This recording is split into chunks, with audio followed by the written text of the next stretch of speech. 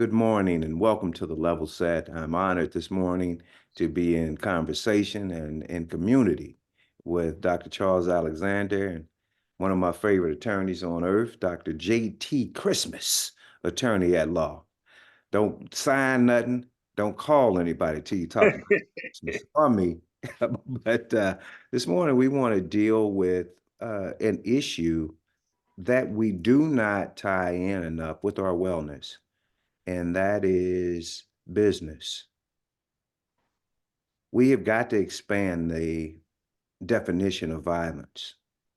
Violence is not just a physical act, but there's financial violence, there is housing violence, there is nutritional violence, and these things have been weaponized against our community very often. And we need to keep in mind that there is absolutely nothing that this system endorses that does not happen here. So, in other words, the system produces the outcomes that it wants. So, we're going to get into this conversation today. That is another aspect and one of the legs of wellness, which is business and entrepreneurship in our community and in the United States. No further ado, Dr. Alexander, please. Good morning, people. Um, so as Attorney Fields was saying, our wellness are in order to really kind of grasp and fully understand why our health and well-being exist in the manner in which they are. We also have to consider our material status. And one of the things that we talked about last week was where are we? And, are we gaining ground or losing ground or what have you? Came across some information in the USA Today that was citing studies and reports by both the Pew Research Center and the U.S. Census Household Survey. And the information is really shocking. And one of the reasons that it's shocking is, because we talk about on here how easily we get distracted and some of the things that we do and don't do with information. And we're vulnerable. And the things that we see on TV cause us to believe that there is this alternate and parallel universe in which we are knocking the ball out the park. Such place does not exist. So why do I say it? So come across this article, and it's talking about the number of Black-owned businesses. And when you read the title, it actually sounds favorable. The number of Black-owned businesses in the U.S. are growing. Here are the largest sectors. At best, it sounds neutral, right?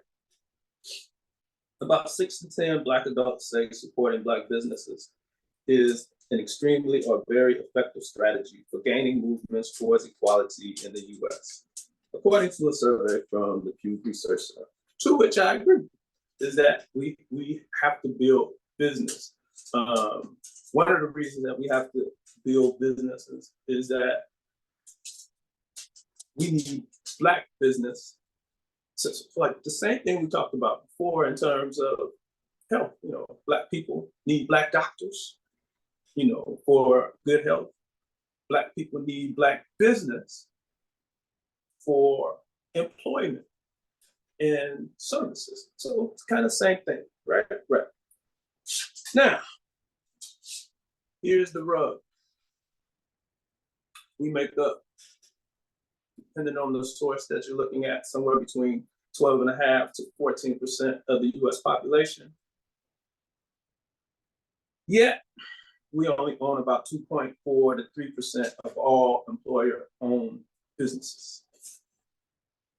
And that 2.4% generates about $183 billion in annual receipts.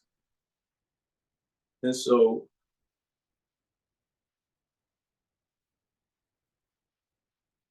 I'm going to suggest that we are woefully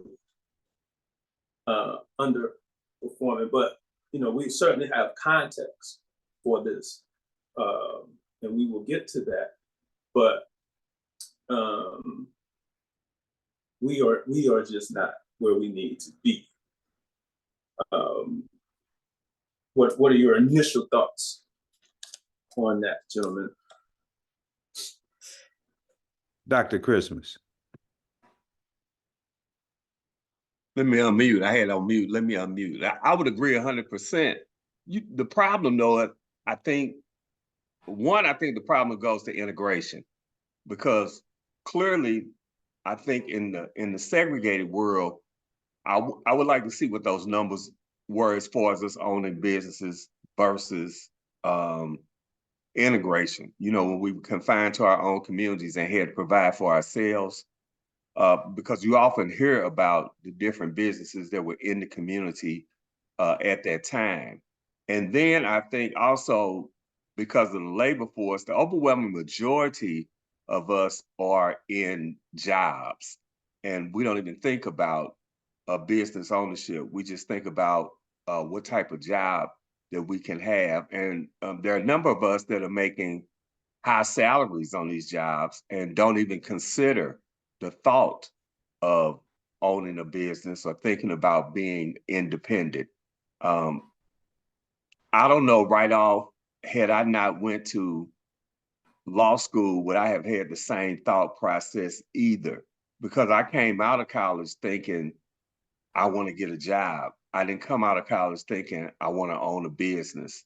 And part of that, I think, is just the mindset. It's the mindset both at home, and then it's the mindset that you're taught in school, and just not only in PWIs, but I think in HBCUs too, because HBCUs are not necessarily, and PWIs are not promoting entrepreneurship as much as they're promoting trying to be a part of the corporate entity.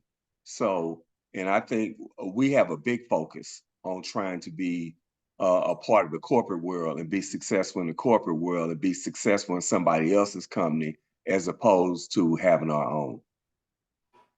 Well, if this was church, we could get the money and go home. Because that's it. But I want to read, and this isn't new. I want to read, if you all don't mind, particularly saying that this is Black History Month, and I think what we're doing is divinely centered, because part of Black History Month is taking a exploratory view of where you are, what you accomplished the last year, and what you need to do. But I'm going to go back to the founder of Black History Week, and I'm going to read an excerpt with respect to what he stated we need to be doing with businesses. And you talking about Carter G. Woodson, right? Yes, sir. Carter G. Dr. And I only say that because I work with a group of young people at church, and we were talking about Black History Month last Saturday. These are sixth graders. And I was asking them about why do we have Black History Month? Why is it in February?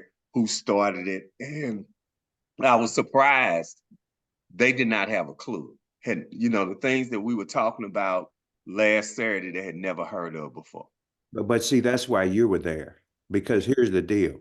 We continue to talk about a lost generation, and I can't remember who to give credit to, but a gentleman on urban radio said, your keys don't lose themselves. You lose your keys. Mm-hmm. So, I mean, this generation, you did exactly what needed to be done. Exactly what needed to be done. And guess what? when you don't know the answer to something and you're presented with it, you don't forget that answer anymore. So you educated a bunch of folks last week, and that's what, that's why we, as a kid say, that's why we messes with you, man. But Carter G. Woodson stated this in his book, The Miseducation of the Negro. The thought of immediate reward, short-sightedness, and lack of vision and courage to struggle and win the fight made them failures to begin with. They are unwilling to throw aside their coats and collars and do the groundwork of Negro business and thus make opportunities for themselves instead of begging others for a chance. The educated Negro, from the point of view of commerce and industry, then shows no mental power to understand the situation which he finds. He has apparently read his race out of that sphere, and with the exception of what the illiterate Negroes can do blindly, the field is left wide open for foreign exploitation. Foreigners see the opportunity as soon as they reach our shores and begin to manufacture and sell to Negroes, especially such things as caps, neckties, and house dresses, which may be produced at a small cost and under ordinary circumstances. The main problem with the Negro in the field, however, is salesmanship. That is where he is weak. It is unfortunate, too, that the educated Negro does not understand or is unwilling to start small enterprises which make the larger ones possible. If he cannot proceed according to the method of the gigantic corporations about which he reads in books, he does not know how to take hold of things and organize the communities of the poor along lines of small businesses.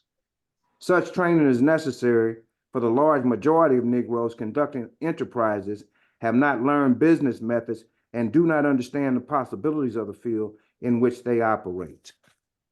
And Gerald, you talked about HBCUs, and we have oftentimes become Black institutions with white face and efforts to maintain the status quo instead of building this community up. And what has happened under this watch?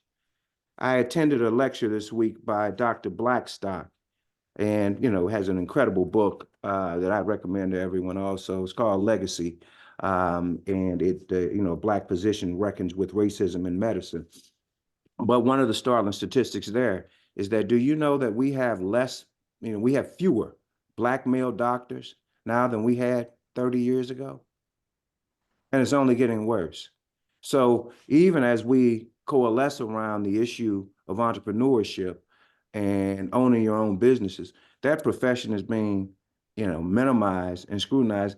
And last thing in the world you want are culturally insensitive practitioners in the medical field. So, Doc, what are your thoughts as we deal with this? So, a couple things. So part of the reason I think that we struggle in this space is that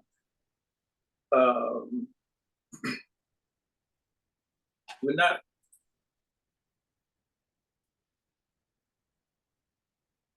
using the available data. Okay, so yes, Attorney Christmas, we could look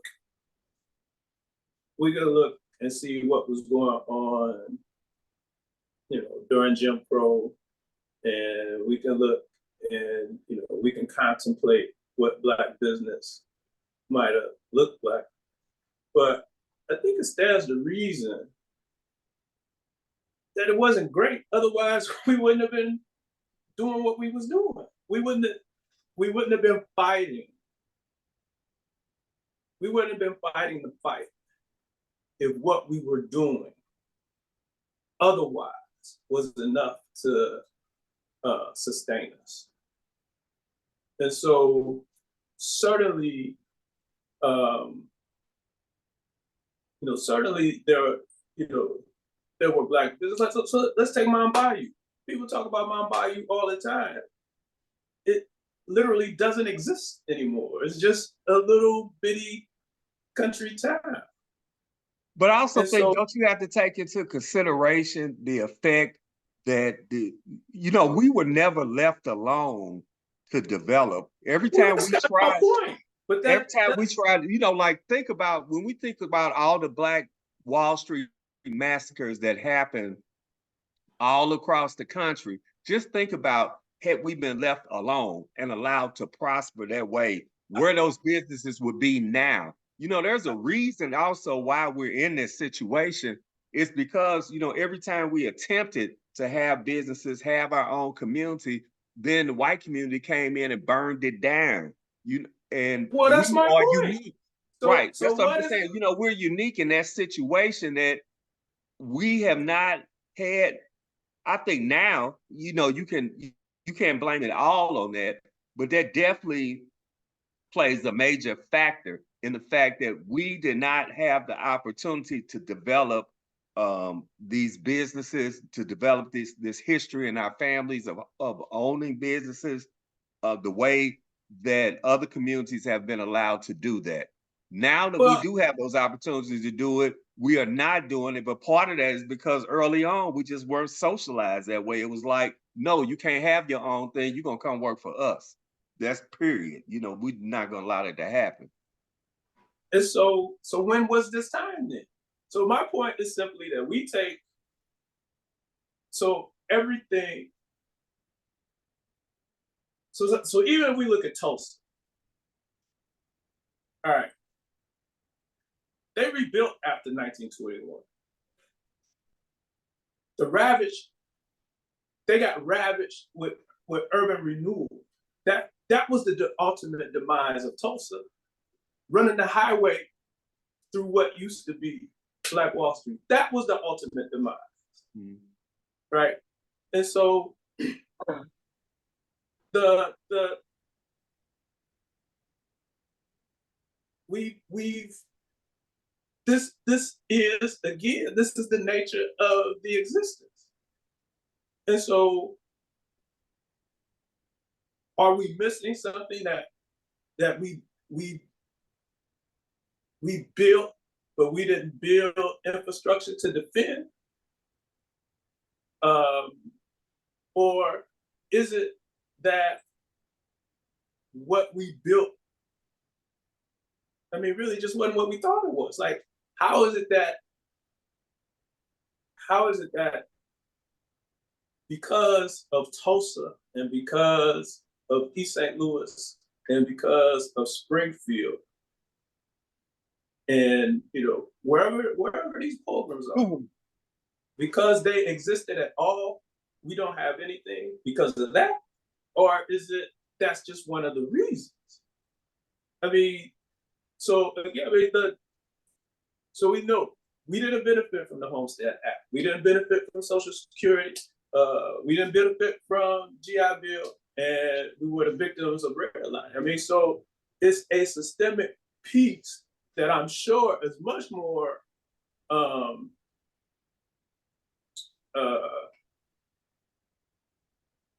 has had a greater long-term effect. The systemic oppression has had a much greater long-term effect than the overt violence. The overt violence is a part. It's all part of the same system. It's just different manifestations. Kind of just as Attorney Fields started out. It's all violence, But part of this that we have to look at is that we start from a point of view of nothing. 4 million people free, nothing. And then they begin to make something and they build something. And so to your point, during that whole period of time, we're under attack, right? But and we're not really free. Say that again. And we're not really free. And we're not really free. And so we're not really free now.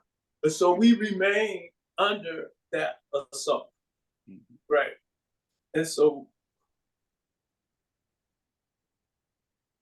it's like right now it's so average household income is 10-to-1 disparity between us and white folks. Average Black household, 16,000. Average white household, 162,000. Right? No pay equity. Right. So if you're not getting hired, first of all, and then when you do get hired, you're making 50 cents on the dollar. There is no way to catch up. Right. We can't bridge those gaps. And so what historically has been our issue is we don't have access to capital. That's not what the system yields for us. And so even in what we perceive to be the best of times, it has to mean something that during those perceived best of times, we saw a mass migration from the south to the north and an explosion in urban ghettos. So where was all of this money? And so I'm not saying we didn't have some money. I'm saying we ain't had a lot of money all of this time, including now. And so that number, even I gave for the gross receipts of all Black business, $184 billion. All Black business, $184 billion.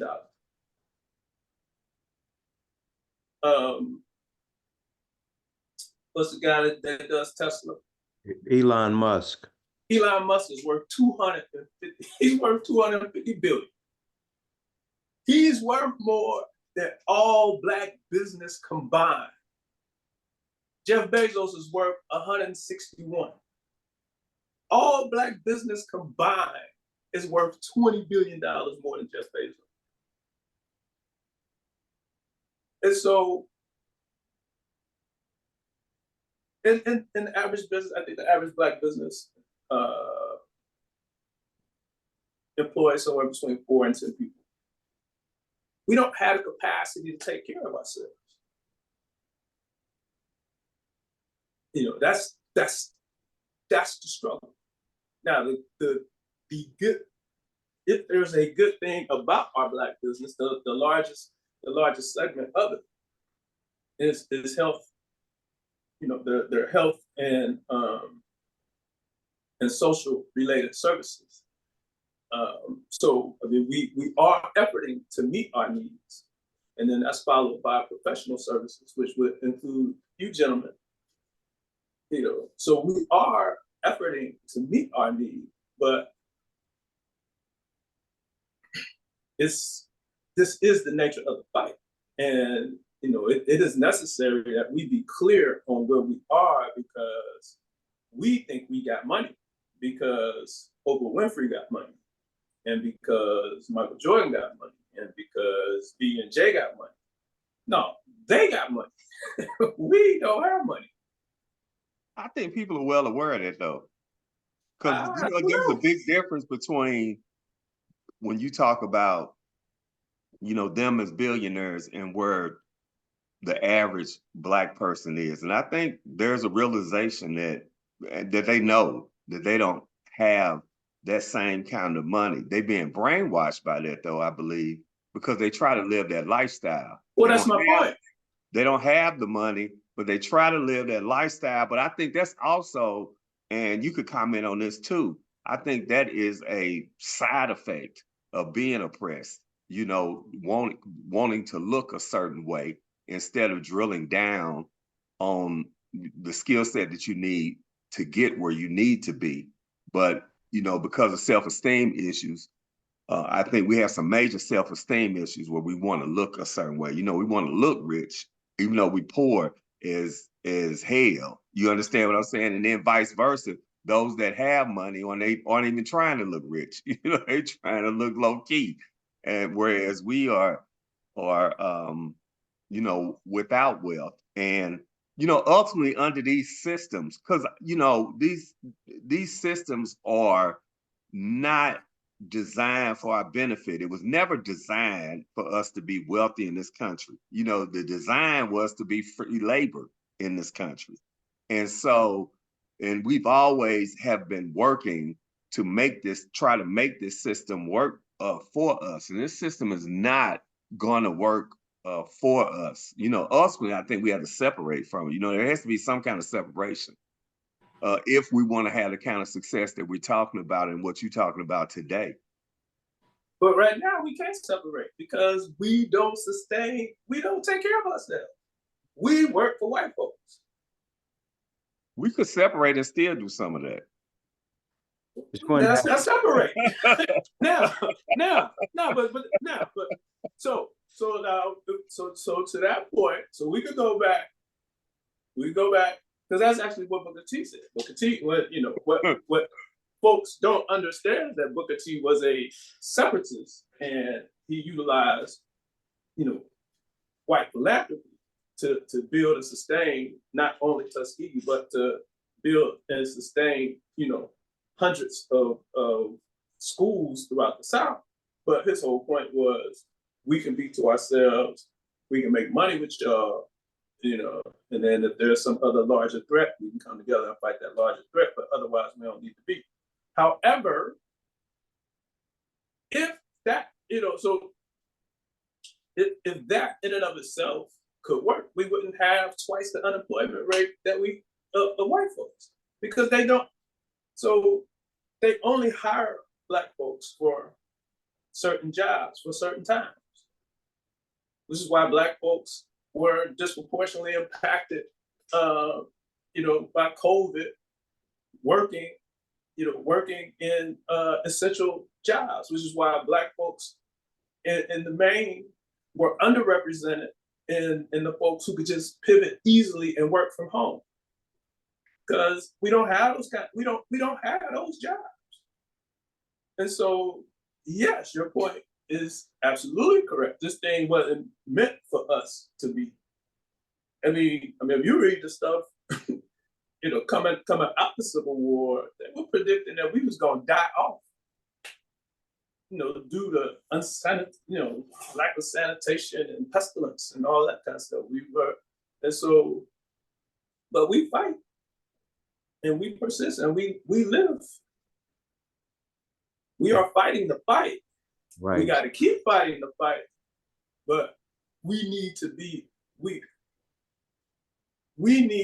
leveling our strategy predicated on what was and what is, not based upon, like,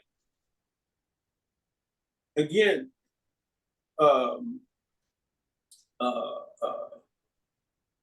Tulsa is awesome, but it just gets to be an example, right? We got to be able to look at that and say, we can do that again. That's the net benefit of Tulsa. Exactly. That's what I'm saying. We have to look at that and say we can do that again.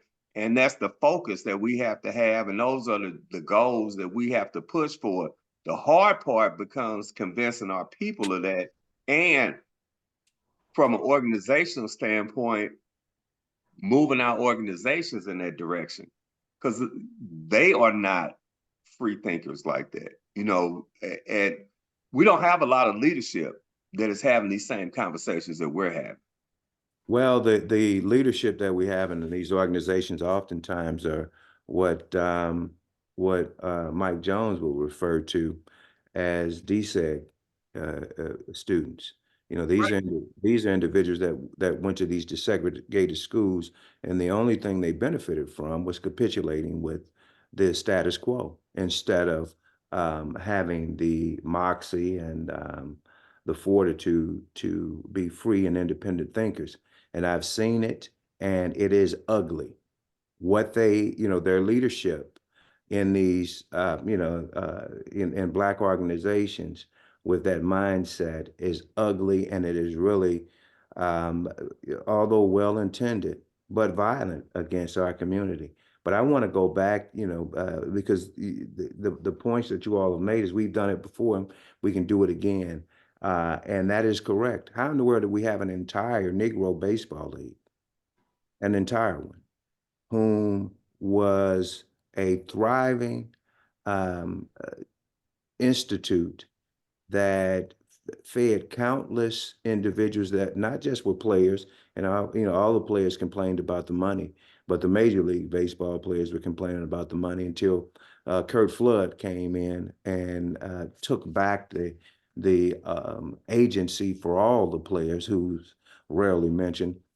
But the fact of the matter is that we had institutions like that, the Negro League, and Rube Foster, the founder of the Negro League, his entire mindset was for the Negro League to do exactly as the National Basketball League and the Associated Basketball League did, which was they merged. And so when San Antonio and New Jersey and Indiana were merged with the NBA, those owners of those teams became billionaires.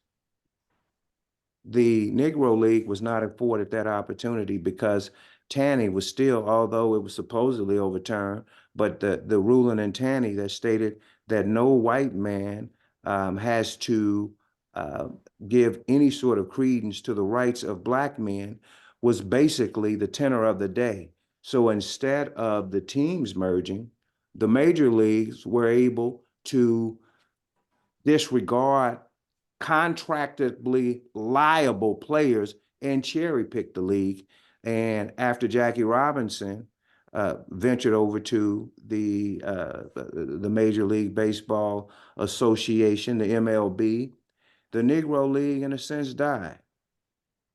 And that was due to our desperation to want to be in Major League Baseball. Yeah, but it was to want to be with them. Yeah, but it was. I mean, but part of that too, again, but it was also based on the fact that we, as Black people, our contractual obligations were not to be respected by white folk. Mm-hmm. That's what tore it apart. Now, you go back, in my office, there's a picture of the 1926 All-Star game at Comiskey Park. 75,000 people Black people in the stands. Those were thriving. But what's the problem with that there? What do you mean the problem? What's the problem with what you just said? 75,000, where were they? They were at Comiskey Park. That's the problem. That's why it wasn't sustainable. Yeah, we didn't have the infrastructure. Well, even if that is the issue, you can work around that over time if you continue to get the cash flow. There are people that have, Apple started in a garage, so. Oh, it's white. Jeff Bezos started in a basement. No. So our piece cannot. It's the ability to stay focused. Right. Stick with that guy, he not gonna feed us and compete. He either gonna compete or he gonna feed us. He ain't gonna do both. Well, but see, over time, I don't think it's either or. You use whatever resources you can until you get to where you want to be. So and that. But that's a part of the narrative that we believe in out with the Negro League. Coming out of slavery, you're going to have that issue. But until you're up and running, that's what you do. But there were individuals. But that ended up being a part of the demise of the league, is what my point is. We didn't own stadiums. So because we didn't own stadiums, we were getting onerous terms. Well, and they were not making good money across the league. Yeah, but Usher doesn't own the stadium. Beyonce doesn't own the stadium. You can put on these. But they only got to pay for them and their band. They're not trying to run a league. Well, I don't think that the fact that you did not own the real estate was the detriment of that league. That is absolutely one of the major reasons why. Because if you got the revenue coming in, you had all that. They'll rent the stadium to you. I don't think that was the detriment. I think it was the desire to be in Major League Baseball. Yeah, onerous terms. Yeah. So they got Jackie Robinson, and then they got Larry Doby, and then they got it wasn't simply that Jackie and then a string of guys went. It was also because they couldn't get terms. Well, they lost the viewership. They lost the following after Jackie left. That was it. That was it. I mean, but That was so that was you mean that was attendance or viewership? Because again, so there's all of these. So TV what wasn't marketing? It was yeah, attendance. it was Because TV attendance. wasn't playing a These factor. were events, That is my point. and And so it was it was the attendance that of course, what was World War, the World War was underway at that point, and that was it. When Jackie went, that was it. the Negro Leagues, like most other of our entities, was undercapitalized. Period. That's That's just what. That's just the truth. and Why did Satchel Paige barnstorm? Because he wasn't always getting paid. that's going to I think that is a condition that Black folks have mitigated since we've been over here, and one that we're going to. Not refuting that point. So my point is that, as opposed to, And they might have been underpaid, but they were not making a living. Listen, They clearly thought they should have been paid more, and they should have been paid more. Listen, But it was not like they were not surviving. Right. Well, listen, I can tell you. I can tell you. No. I don't have to ask a question about this. I don't have to ask a question about this. I had double duty Radcliffe, and Lester Lockett and others. I had personal business relationships with them. okay. And I have sat and listened to them for hours talk about, yeah, well, we were getting, X number of dollars, but the average person was getting this. So we were living better than the vast masses. So I'm not asking a question about that. And they were paid. This is ear to mouth. These are ear to mouth. All of those guys could not have been making the same money. It don't even work like that now. I'm not talking about the same money. I'm talking about above average money that they got as Negro League players. That not across the league. Maybe the Stars. I sat right in Double Duty Radcliffe's apartment in Chicago for hours listening. Cool Papa Bell died broke in St. Louis. Yes. What'd you say? Cool Papa Bell died broke in St. Louis. Correct. That the extent of his most of those guys. So the Stars, as it is now, the Stars probably ate well, but if you wasn't no star, you wasn't probably living that great. Well, Sports period wasn't really paying cats like that. Them guys, the white guys was working in the off season. NFL players, were selling cars and so forth. Yes. Yeah. So why would we believe that this thing looked any different? The Stars always. But let's not get away from the point. But but this is the point. So the point is that these were at the top end. I'm sorry, say it again. I said my point is that we have our focus when we are reviewing any of this. We make too many of our analyses based upon the best case scenario as opposed to the typical scenario. Yeah, I'm not trying to romanticize the past, but I can tell you to have ownership of something that I would rather have ownership of a league, 100% of the league, than, of course you would. than to have a percentage and be a big player of a league as we have today. So, I mean, you are not going to be able to compare a Black league in America with the financing constraints and with the racial dynamic. And I will say, well, I don't even think caste is an issue there. I think race is still the primary issue there. And those two be similar. It's the equivalent of HBCUs and PWIs. You look at Harris-Stowe State College, which is a state school, and you look at University of Missouri St. Louis, which is a state school, and they're funded by the exact same sources, but at the end of the day, their physical plants don't look anything alike. And so this is the dichotomy of calling yourselves an American. you know, being African in America. So, I mean, we understand that. Now, should we settle for that difference? Absolutely not. We should never. Every time I see my representative, and from time to time, I'll call my representative. Hey, you know, why does the physical plan of Harris Stowe look like that? How come, you know, why is in the world is the administrative building the exact same administrative building I visited in, you know, the year that I graduated from high school when I was being recruited to play a little basketball there? Why?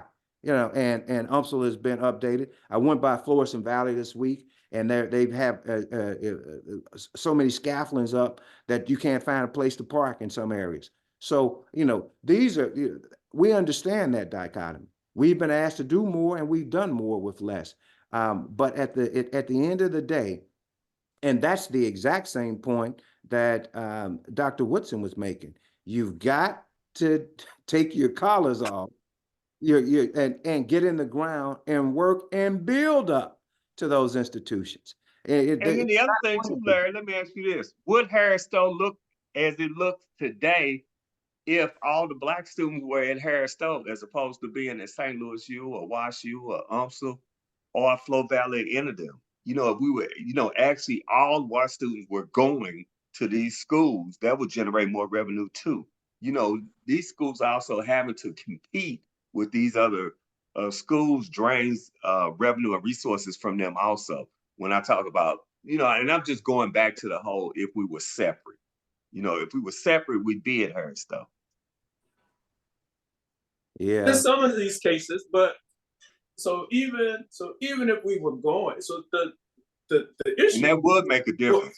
for the state piece is exactly what Attorney Fields just said, and that is that the states don't fund the Black schools, period. But you know, like my grandmother said, a closed mouth don't get fed. Like Larry said, you know, he stopped the representatives and he said something to him. We have, you know, you think about like right here in Missouri right now, Lincoln University is right in the capital of Missouri, right in Jeff City. And there has been no major development there, period. And the bottom line is that nobody's even demanding it. They going along to get along. And they right there in the Capitol. They right there. They can go right down there and shut it down. Well, interesting thing They don't have about the courage. They don't have that the fortitude. They don't want to do it. You know, we just don't have that energy in our community right now. You know, we want to be with them. And as long as we want to be with them, we're going to be suffering.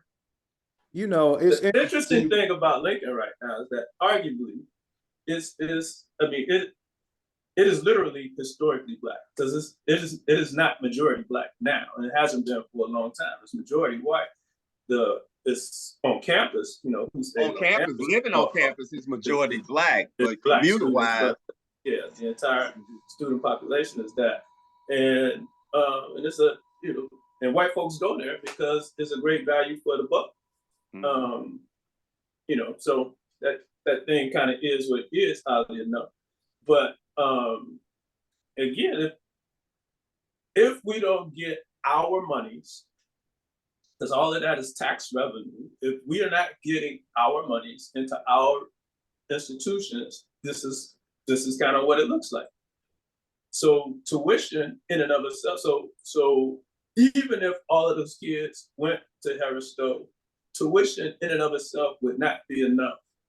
Oh no, I know it wouldn't be enough. So we're stuck at the same place, and that is we have a system that has no intention on equity.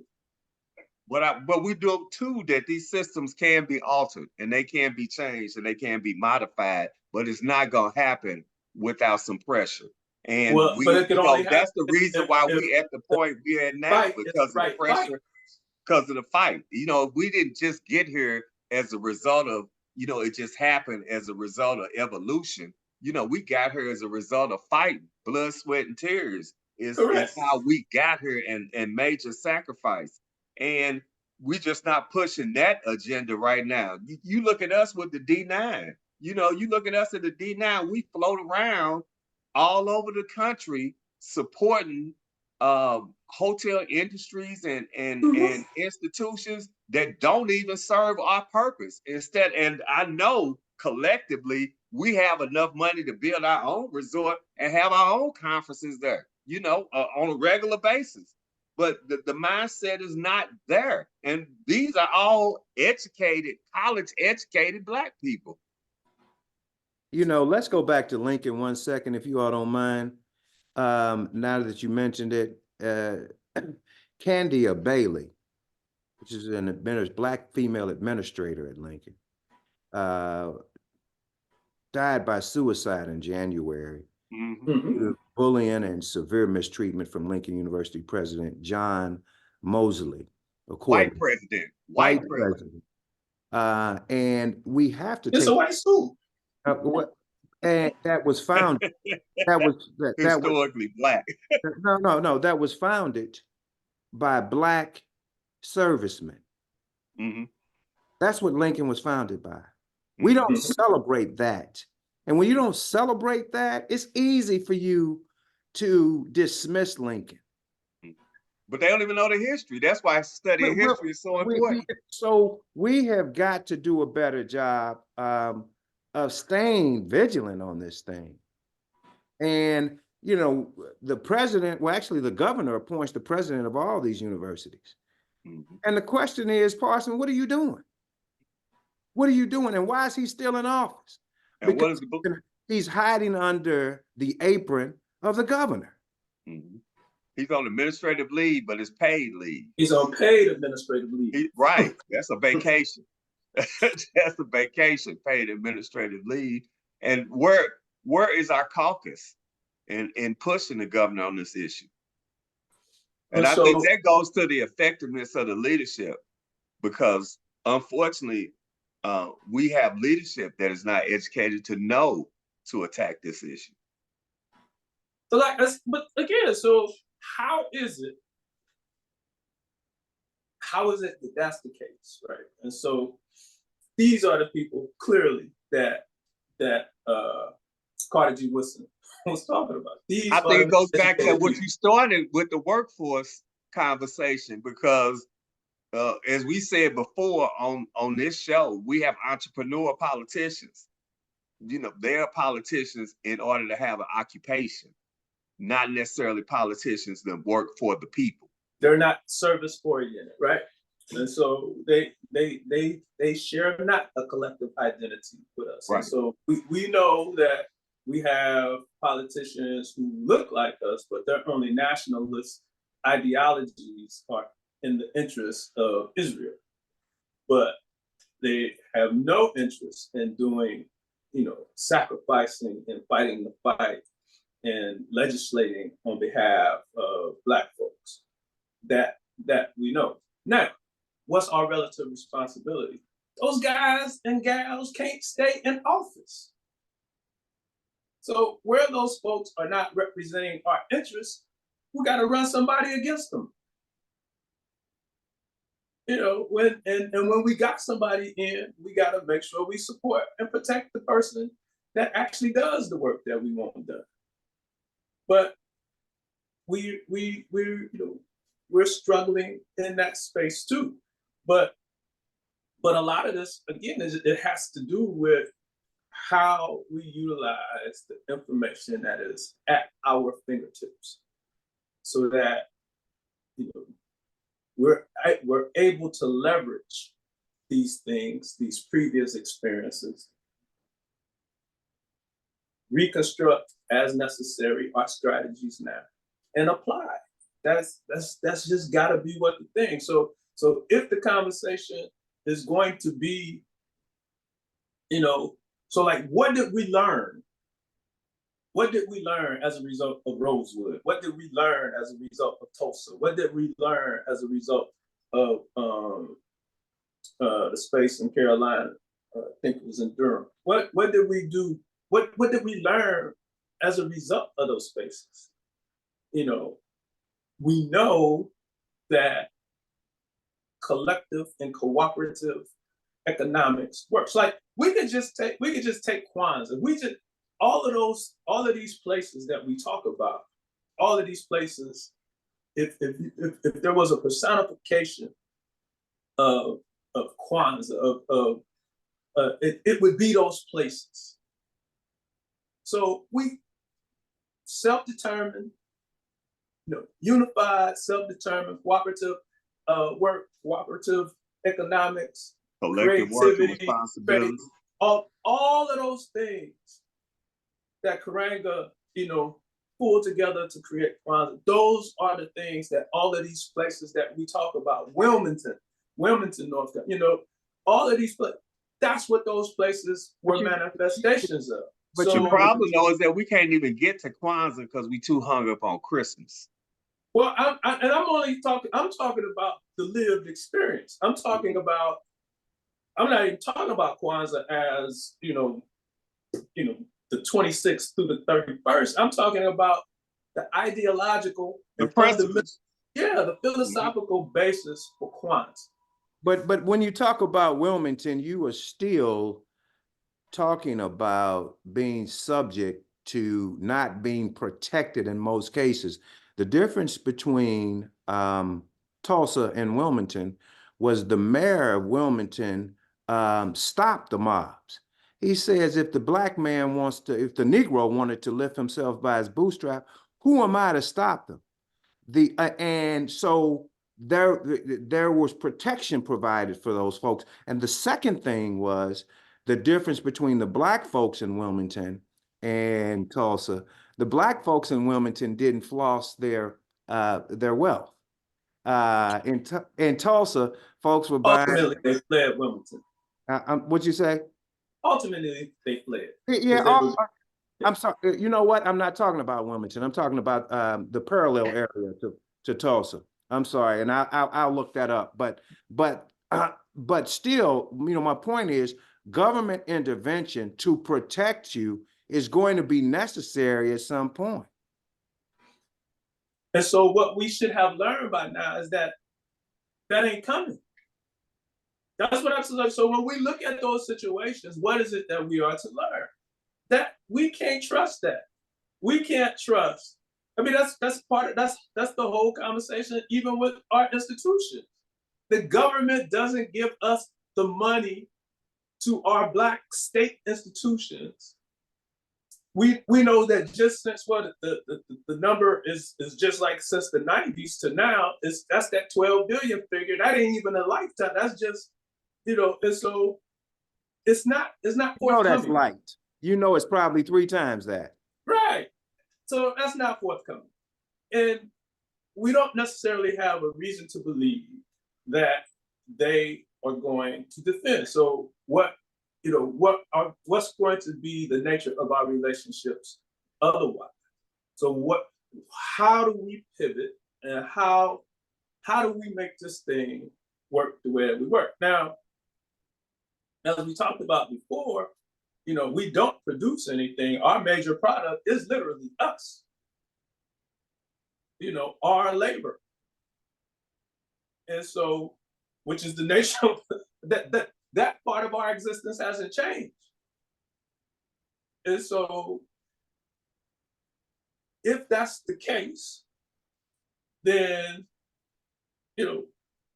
we have to act accordingly and manage our labor resources as such, with the thought that this is going to first and foremost benefit us. But that requires, again, the collective identity and fight. Here, the collective is very difficult because, capitalism don't really rest on, collective pieces. They rest on kind of individualism. And so it doesn't have to be that, but it happens to be that. And we struggle in those spaces. And so I think we struggle in spaces too from a collective thought and from a cultural thought, because when you really think about it, who is producing anything in this country? When you say we don't produce, I can't necessarily point to any other, minority right off the top of my head, and you can help me if you can think of it, that is, producing something you know, the overall production. Oh, they struggling too. Yeah, the The only- overall production that's happening in this country, you know, is happening in the white population. But culturally, other groups are being successful because they are able to maintain their community and stay Well, together. so And so one of the and things. so I do think there's a level of success that you can achieve when you stay together and stay connected So one of the and things stay is unified and stay organized in your own community, in the system. so one of the things, like when we look at so yes, other Hispanic groups are struggling too. Asian groups by and large are struggling, but because there was also a period of selective, and there's still selective immigration of Asian groups that you're getting, we're not talking the same thing. We have people coming who left wherever they left well resourced, and then they come here and it's like literally plug and play. So that's a different piece. But it was set up that way. They had that too was a move by the United States government. Where did the Arabs come in and infiltrate our communities? And and the Asians. Same with both. And so we allow for that too, because we support. I think we got a choice. They're not asking. They just come. We could not patronize. We could not patronize those businesses. They can only survive. They only survive because we patronize. You could decide not to eat at the only restaurant in your neighborhood. But what I'm saying is that now that's not the case. You don't have to patronize these places now. There may have been a time period where you had limited transportation and limited, places to go to. But you don't have to do that now. We choose, consciously, we don't push the fact that we should not be patronizing these places. Because, we want to get along. We want to get along with everybody.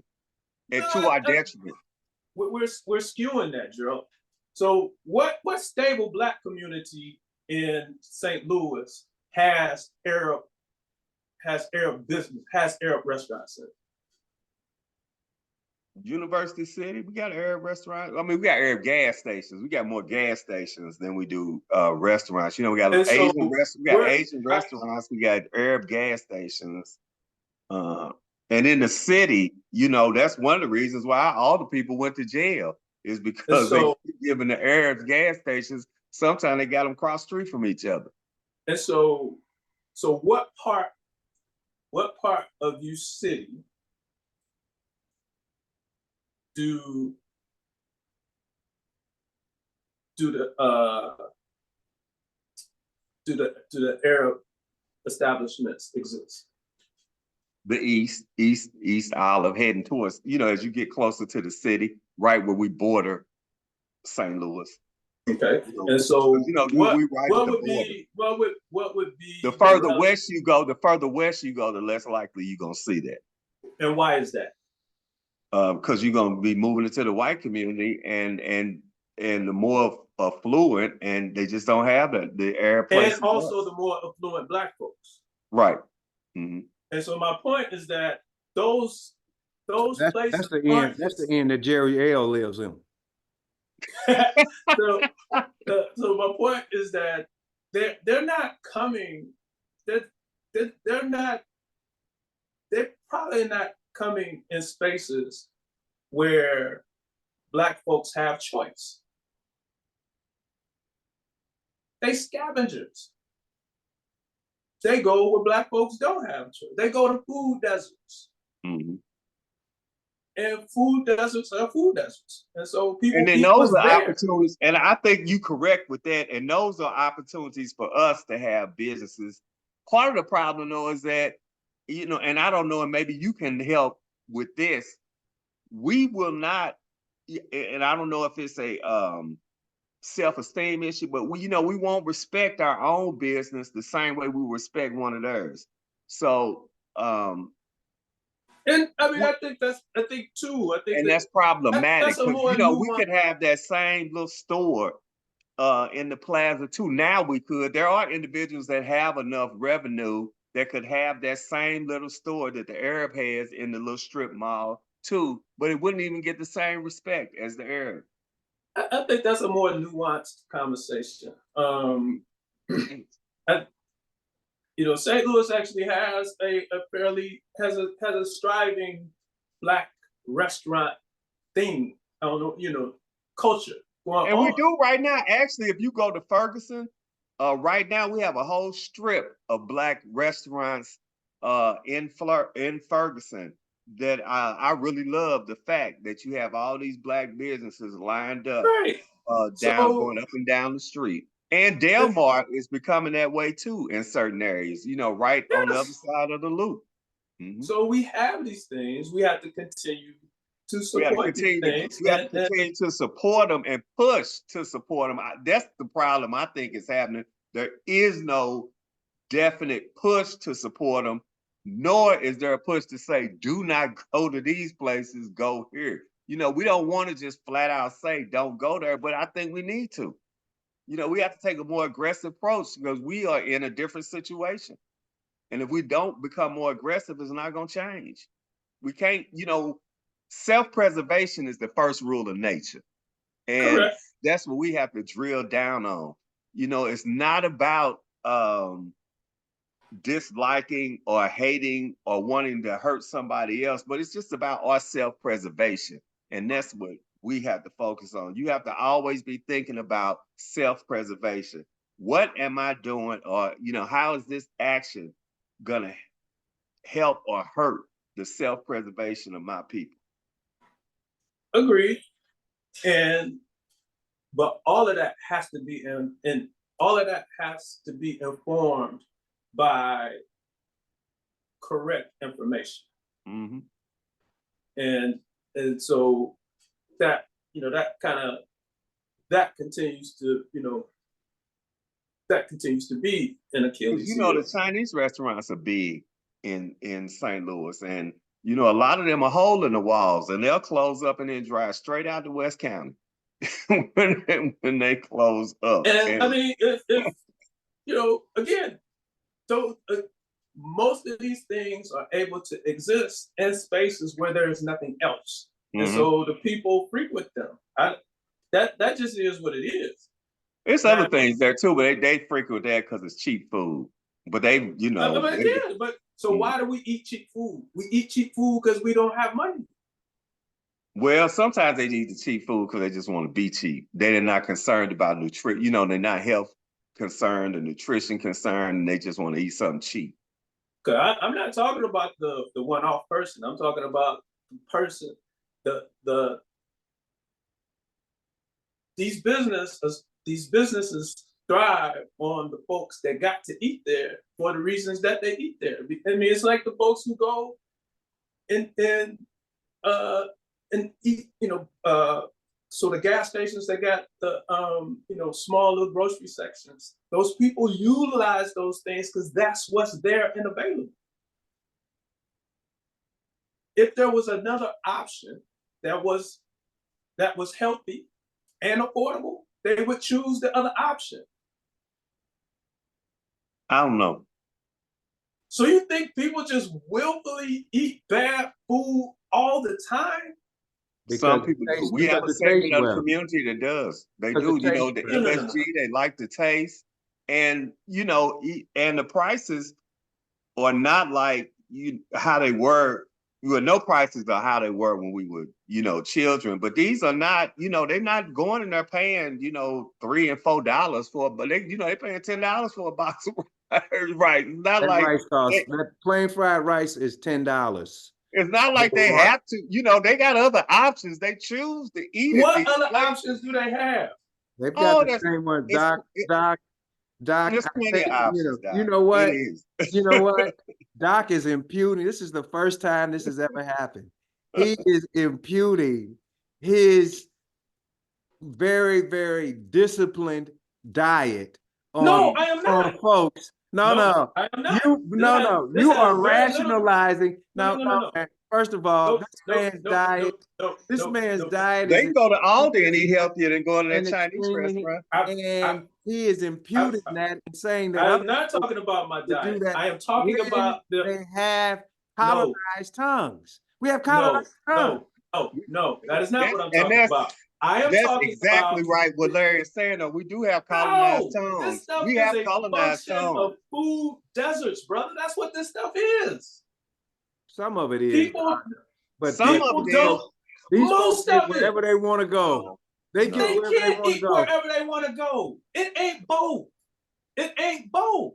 It ain't that we got. It's not that we have. It's not that we have the average household wealth is $16,000 and we can eat wherever we want to go. No, that's different. No, that's different. That is not. That's the case. Yeah, That is my point. No, I understand what you're saying, but Doc, I think that here's what I'm saying. I think that even at 60, I tell you what, I'll give you an example. When I was at Morehouse, I couldn't have been a broker. I couldn't have been. But I would catch the bus to Winn-Dixie, catch the bus to Winn-Dixie, and shop for as many days as I could.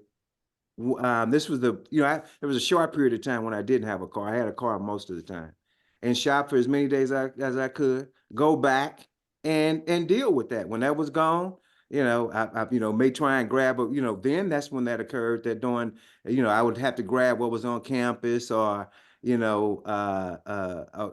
the guys that I had a tacit agreement with when my ship came in for a short period of time. I would buy lunch, and when their ship came in, it was reciprocated.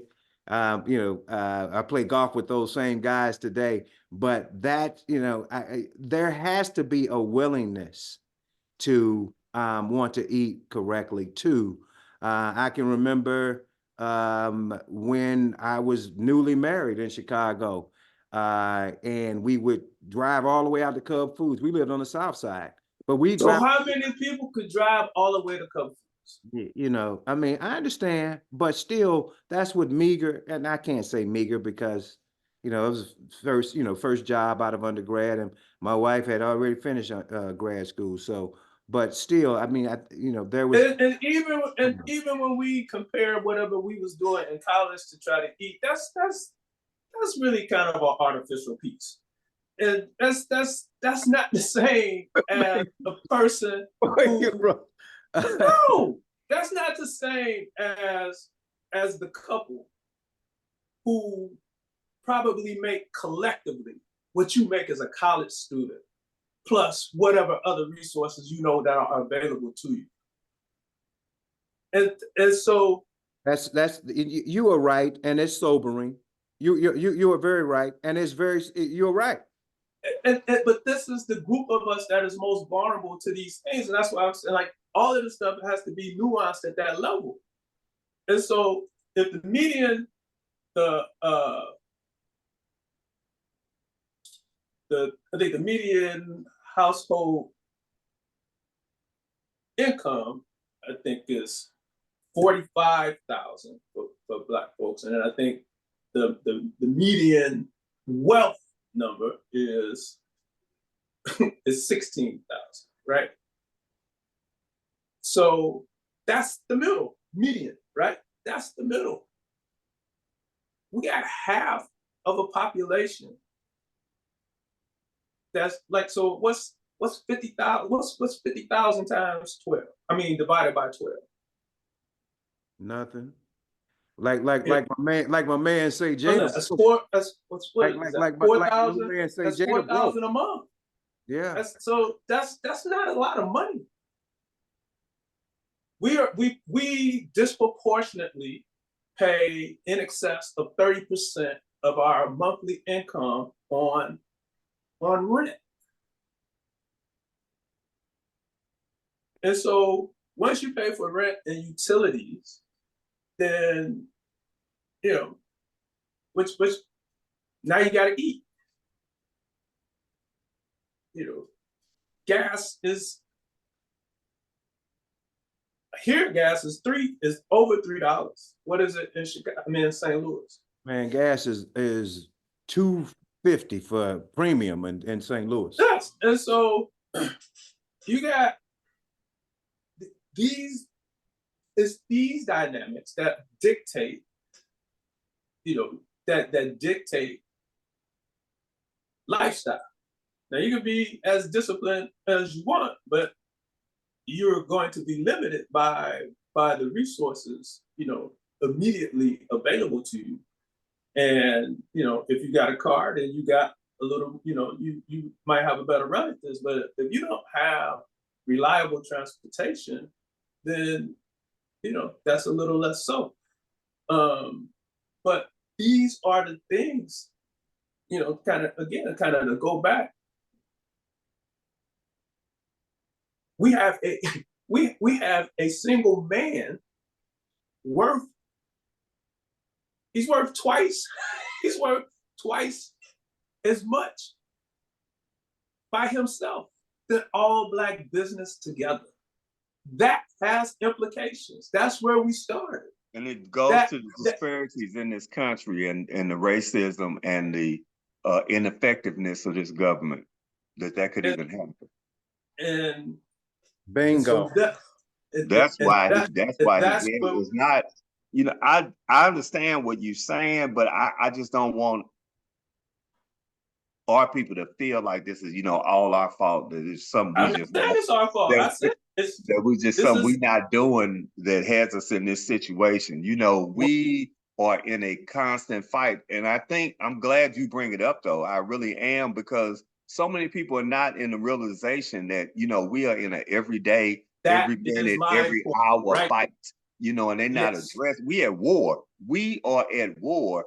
And we are acting as if we're in peacetime. And we are not in peacetime, have not been in peacetime, have never been in peacetime. We have always been at war, will be at war, it is going to be a war.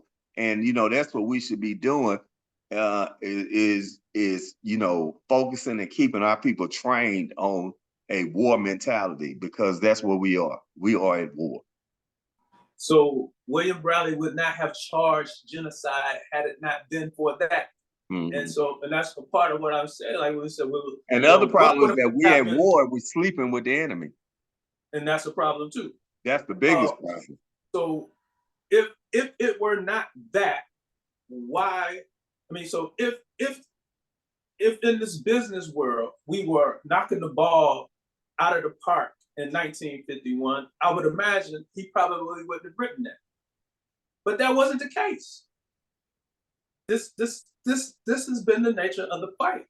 And so I think when you go back to the when you talk about the Negro League and what we had there, and what Larry brought up, I think that was an instance where we gave up the war. I think we should have kept fighting. I think we should have fought through that. We should have fought through that battle. And we did not fight through that battle. And now we see the results of what happens when you don't fight through that battle. We gave up everything so that we could be in Major League Baseball, and now we're not even present in Major League Baseball. We have got to approach every aspect of the front as if it's 4th down and 3. Right. Because the people that have waged violence against us weaponize our gains against us.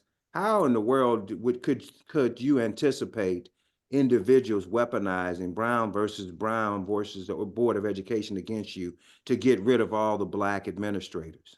Mm-hmm. No one had the foresight to see that. You're dealing with a different species that takes advantage of that. How in the world could you expect for someone to weaponize the Civil Rights Act against you? You couldn't, you can't foresee that. And the thing is, we have got to, you both are right, but Gerald, you particularly right when you say we got to fight.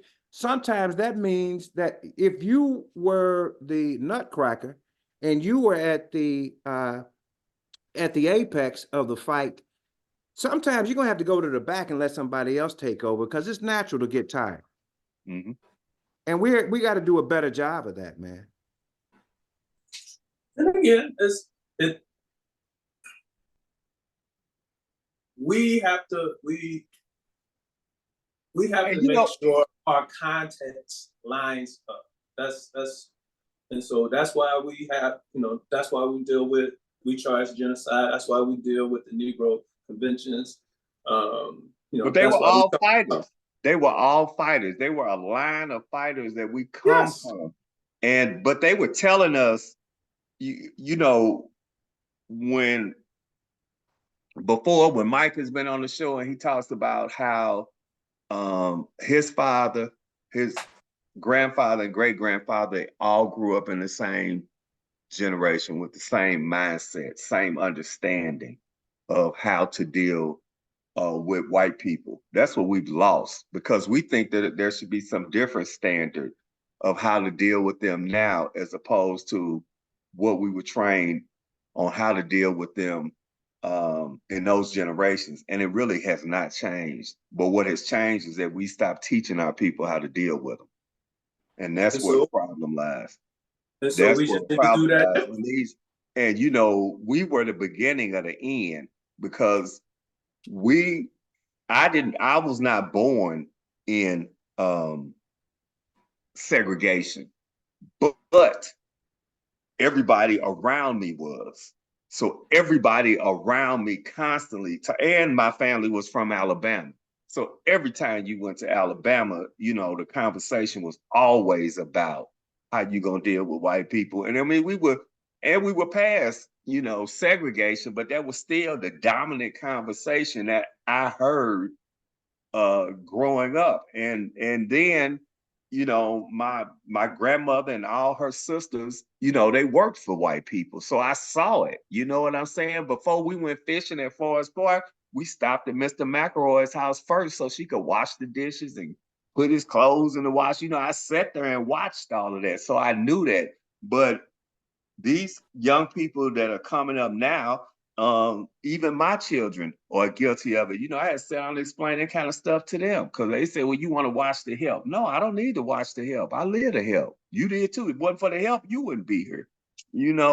But they don't know. You have to make sure that they know that and instruct them on those things. And we just are not doing it. And we definitely not doing it in our institutions. Hell, you still the help.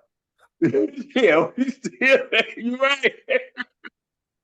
But what I'm saying is that our institutions were bringing that mindset in those early years, but they're not doing that now. They're trying to, really mold us to just integrate into corporate America. Well, they want to be the person that is soliciting the help now. They have interchanged themselves with their former oppressors. And that's the mindset that too many of them often have. So they essentially, in blackface. And that is a huge problem. The fact of the matter is, the major export from our community, we like to say it's entertainment, but it's labor. It's subsidized labor. And when you go back and you look at the color convention, you look at some of the minutes from there, the color convention said, that we don't even want you to refer to white folks as ma'am and sir anymore. Mm-hmm. This is one of the earliest conventions. You don't do that. You are going to operate as if you're on equal footing from here on out. This is how detailed they got in their interactions. We don't want you to take these jobs, these subservient jobs, because we are going out of that. You need to start your own businesses. These are things in the minutes. And now we have black folks that are in those jobs talking about something don't nobody want to work. Right. And Instead they understood how important it was to develop that mindset from the very beginning. Because if you don't have that mindset, you'll never own anything. You will always be subservient. And then when you talk about that skill set, look how we took all of that out of these schools. That's not even taught in the high school anymore. Any type of any kind of skilled labor where you could have your own businesses. What we open this conversation with, because if you knew how to do plumbing, you could have your own plumbing business. If you knew how to do If you were certified in electricity, you could be an electrician. You could be a bricklayer. You could have your own businesses. I think that's one of the reasons why they took those the teaching of those trade skills out of the high schools to prevent Black people from coming into the community and having their own business. If you knew, like right now, if you know HVAC, you can have your own HVAC business. You know, these are opportunities where you could have your own business. You wouldn't have to work for the white person. And these aren't accidents. No, These it's not by are, accident. these are structural things. I mean, you look at, you know, once again, when we refer to the color convention, I mean, you got to think about Martin Delancey. I believe he was the first Black person to get into Harvard Medical School, but his white classmates went to the dean and said, "We're not going to school with that nigga." And Harvard, in all its uppityness, dismissed him. And so, I mean, these are structural things, and that's 19th century. These are structural things that we continue to battle. Yeah, I went to a lecture by this sister, Uche Blackstock. I referenced the book earlier, but the individual that rated medical schools was a staunch racist. And he felt that Black folks, the only reason that Black people should go to medical school was as sanitarians to keep Black populations from infecting white folks.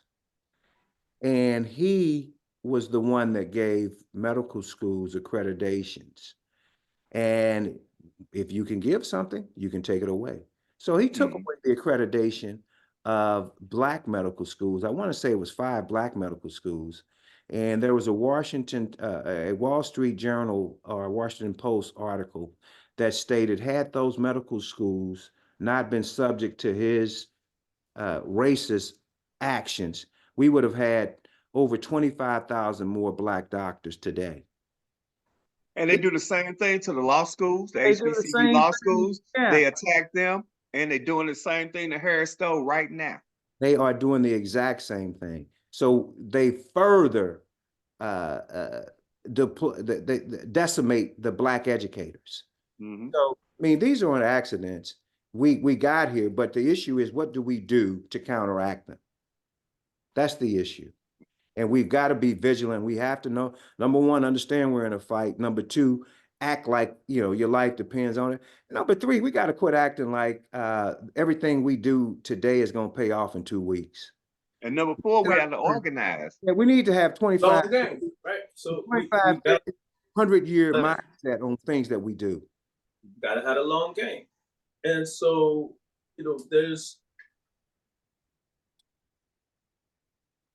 one of the other things that Pew found, just in terms of how, you know, how some Black folks think about money,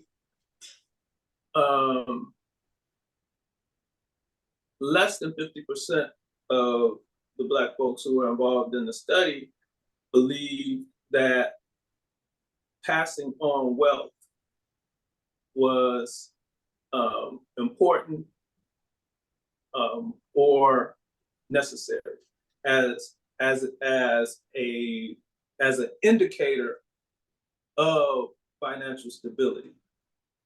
They didn't think the ability to pass on wealth, either they didn't think it was important, or they thought it's important but not essential. Right. Now, some of that is secondary. That's kind of what trauma looks like, right? We are very, very, very present focused. It's very difficult for us to you know, play the long game, because you know that, you know, as we talked about, you know, the impact of all of these places, all of these things, the impact of, you know, 235, 40 years of, you know, enslavement, and, you know, and then all the heinous things that have occurred, including, you know, those cities that we've referenced, that the impact of those things, you know, kind of creates, a level of despair and hopelessness that is hard for us to grow out of. Because we continually live under the same trauma. And so we have the same traumas that manifest slightly differently, but they are, the result of them is the same. And so we live very much for now, and then when we're not living for now, we're living for eternal life, which can, it has its own set of issues for us too. And that's a whole nother issue, because we have definitely the church is a major problem for us, because we definitely need the church to be more progressive in its thought and in moving us in this direction.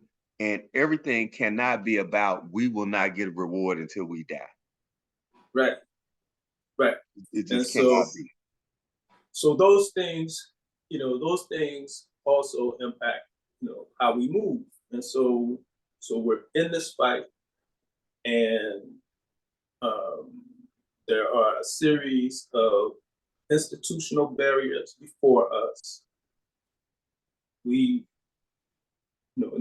as we could finish this conversation some more last week, I mean, even if we thought more proximal, and we're disproportionately still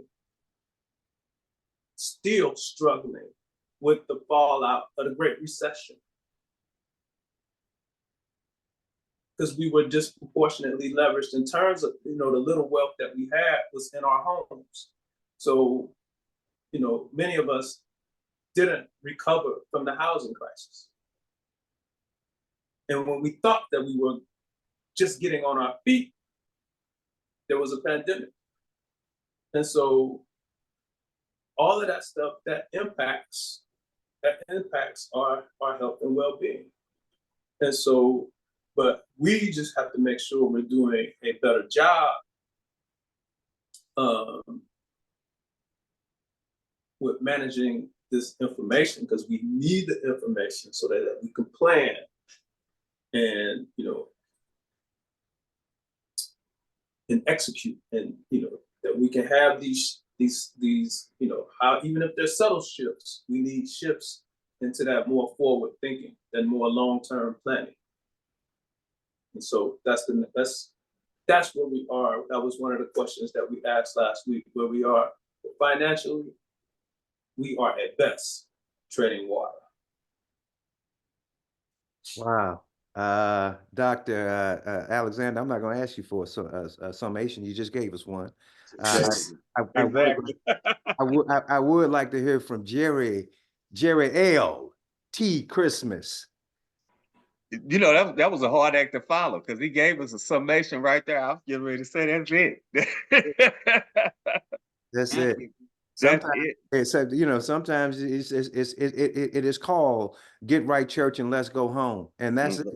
That's it. I will say this though, because we have got to do a great job of taking care of ourselves. And I want you all to chime in if you have any thoughts on this. This week I looked at, while I was working, I had a YouTube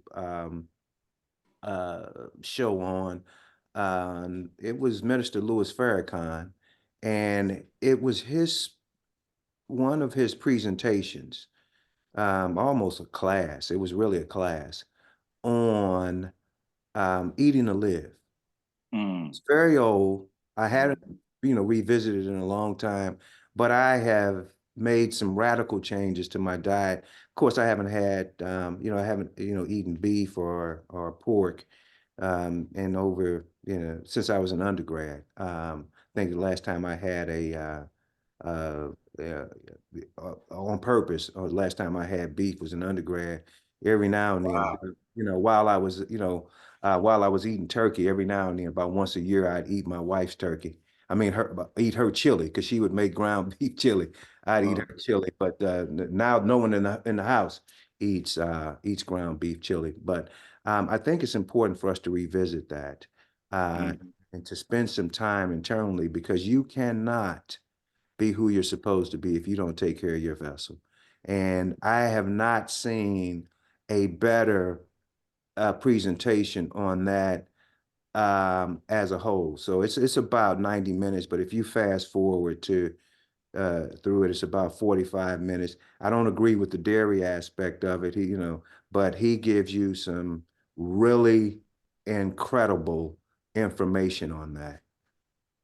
That's a good point, because your health is your wealth, and I've always been advocating for this universal health care because of the effect that it has on us, and if we're not alive, our inability to argue anything, if we're not alive, and eating to live is extremely important.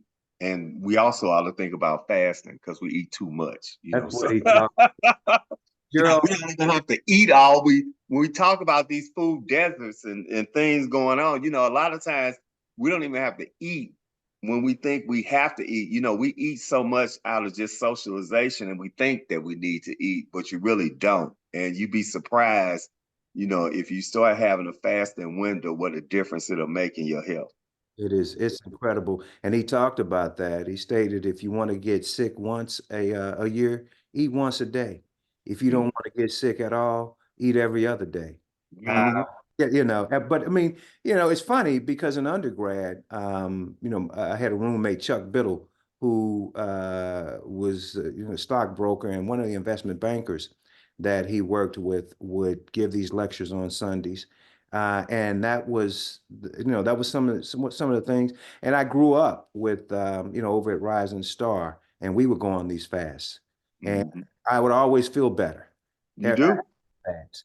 And I mean, as a child, I would fast. So, I mean, it's important that we do these things. Doc, you have any comments on that?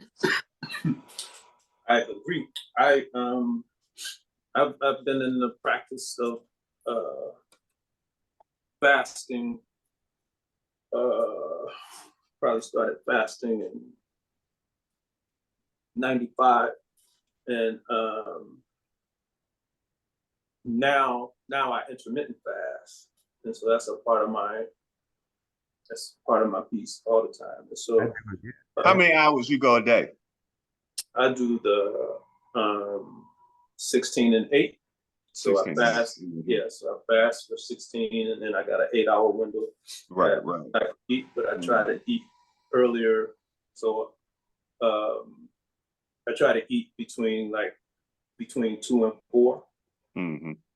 I try to eat between 12 and 8, but I generally go between 12 and 10.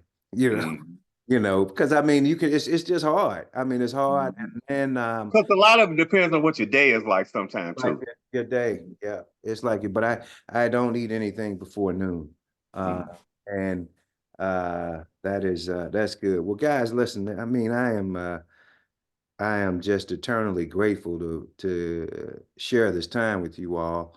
And I'm pretty sure we're helping some folks. And let's just keep fighting, man. Let's keep fighting. We've got one goal, and that is the freedom of an individual, of everybody, but our group particularly, because we've just been so marginalized and traumatized. And man, we got to do our part. Indeed. All right. Until next week, folks, thank you for tuning into the Level Set, and God willing, we'll see you next week.